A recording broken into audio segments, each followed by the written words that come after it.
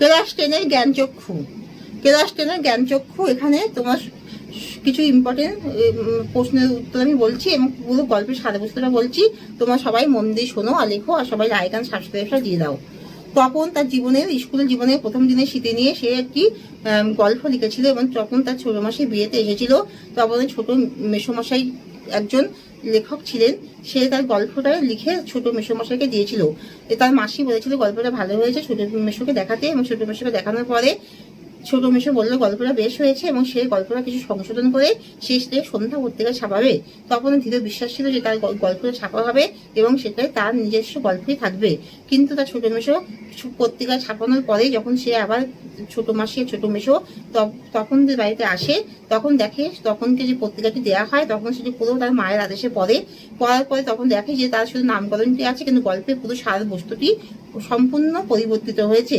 এতে তার মনের মধ্যে একটা আঘাত লাগে যে তার নিজস্ব গল্প বলে কিছুই থাকবে না, তার গল্পটি পুরো পরিবর্তিত হয়ে গেল।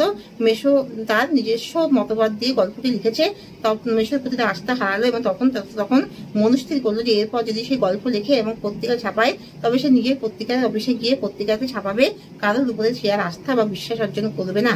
অর্থাৎ এখানে তপনের মনোবল কিভাবে ভেঙে গেল, তপন মেসোর প্রতি যে বিশ্বাস রেখেছিল যে মেসো তার গল্পটি ছাপাবে, সেই বিশ্বাস ভেঙে গিয়েছিল, তাই তার মনোবল ভেঙে গিয়েছিল। তখন কিভাবে তার গল্পটি কি নিয়ে লেখে, তার স্কুল জীবনে প্রথম দিনে শীতে নিয়ে সে তার গল্পটি লেখে। তখন কাকে তার গল্পটি দিয়েছিল পত্রিকা ছাপানোর জন্য, তখন তার ছোট মেসোকে তার গল্পটি পত্রিকা ছাপানোর জন্য দিয়েছিল। যে পত্রিকা ছাপানো হয়েছিল তার নাম কি সন্ধ্যা পত্রিকায়।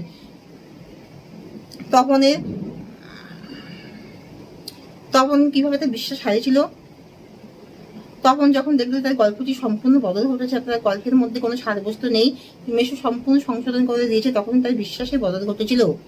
তপনের জ্ঞানচক্ষু কিভাবে প্রকাশিত হয়েছিল, তখন তার নিজস্ব স্কুল জীবনে প্রথম দিনে শীতে নিয়ে তার নিজস্ব একটি গল্প লিখেছিল। তখন তার ছোট মেসোকে সরল বিশ্বাসে তার গল্পটি পত্রিকা ছাপাতে দিয়েছিল, কিন্তু মেসো তার বিশ্বাস রাখতে পারেনি। মেসো অল্প একটু সংশোধন করবে বলে তার সম্পূর্ণ গল্পটি সন্ধ্যা পত্রিকায় সম্পূর্ণ গল্পটি পরিবর্তিত করে মেসো তার নিজস্ব মতবাদ দিয়ে লেখে এবং তার শুধু নামকরণটি থাকে।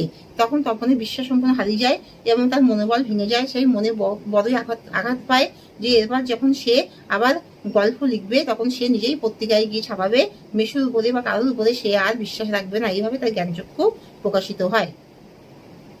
এখানে শেষ করছি, তোমরা সবাই লাইক অ্যান্ড সাবস্ক্রাইবটা দিয়ে দাও। ক্লাস 10 এর জ্ঞানচক্ষু। ক্লাস 10 এর জ্ঞানচক্ষু এখানে তোমার কিছু ইম্পর্টেন্ট প্রশ্নের উত্তর আমি বলছি এবং পুরো গল্পের সারাবস্তুটা বলছি। তোমরা সবাই